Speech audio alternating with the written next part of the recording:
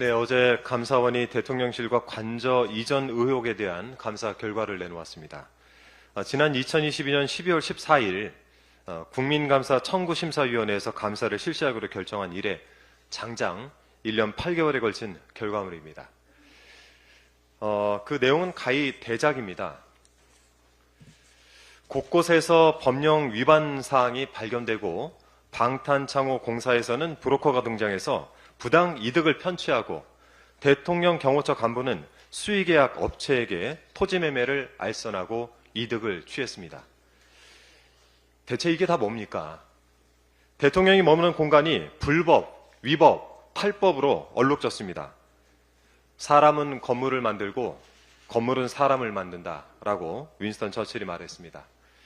윤석열 대통령의 비서실과 그 정부는 불법의 온상을 만들고 그 속에서 윤석열 정권의 일원으로 일을 해봤습니다. 지금껏 이 정권이 보여온 비상식적인 행태들이 바로 여기에서 비롯되었다고 생각하니 정말 아찔하고 참혹합니다. 과연 이것이 끝일까요? 182쪽에 달하는 감사원 감사 보고서를 검토하면서 이것은 시작이다라고 하는 확신이 들었습니다. 특히 관저공사를 둘러싼 불법 의혹의 경우가 더 그렇습니다. 감사원은 보안상 필요가 있는 경우 수의계약 체결이 가능하다라고 하면서 계약 방식 자체가 위법하다고 보기는 어렵다라고 판단했습니다. 하지만 수의계약도 수의계약 나름입니다. 누가 어떤 업체에게 수의계약을 맡겼느냐, 이것이 바로 의혹의 핵심입니다. 관저공사를 21g이라는 업체가 했다는 사실은 이미 언론 보도를 통해서 알려져 있었습니다. 그리고 이 업체는 김건희 여사의 코바나 컨텐츠가 열었던 전시의 후원사였다는 점도 공공연한 사실이었습니다. 과연 이 업체가 어쩌다 관저공사를 수주하게 됐는가? 그 진실의 실마리를 이번 감사 보고서에서 확인할 수 있었습니다. 대통령실 등 이전 업무를 총괄해오던 김호진 당시 관리비서관, 이렇게 증언을 했습니다. 인수인의 관련자 등을 통해 업체를 추천받았고 인수위 TF 내에 함께 논의해서 21g을 공사업체로 선정을 했다라는 것입니다. 그리고 21g을 추천한 분들이 현 정부와 밀접한 분들이어서 그분들에게 대한 신뢰를 바탕으로 이 업체 보안 유지 가능성을 판단했다라고도 합니다. 대통령과 김 여사가 먹고 자는 공간, 즉 가급 국가보안시설을 공사하는 업체가 이런 식으로 아름아름 선정이 된 것입니다. 도대체 21g을 추천한 사람은 누구인지, 현 정부와 밀접한 분은 누구인지 밝혀내야 됩니다. 다음 패널을 한번 보시면은요.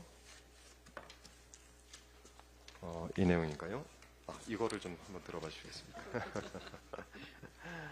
네, 건설산업기본법 제25조 2항, 동법 제29조 제2항, 동법 제29조 제6항을 위반해 가면서 관저를 공사했던 이 업체 21g을 내리 꽂았던 그 사람이 이 사태를 책임져야 하는 것입니다. 참고로 이 사달을 낸 김호진 당시 관리비서관은 작년 12월까지 국토부 1차관으로 재임을 하다 퇴직을 했습니다. 그렇기 때문에 징계를 피해가게 됐습니다.